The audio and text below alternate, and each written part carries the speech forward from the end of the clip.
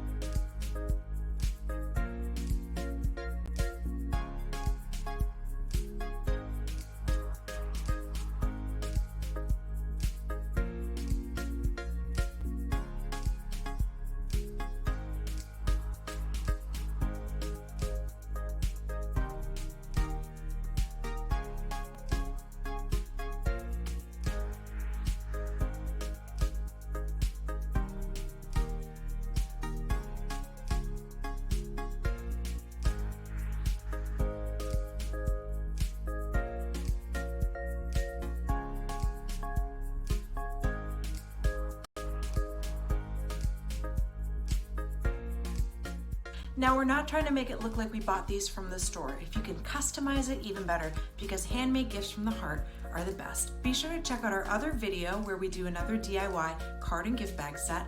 And we also have Valentine's Day crafts and treats up on our channel. My name is Taylor from We Craft Social.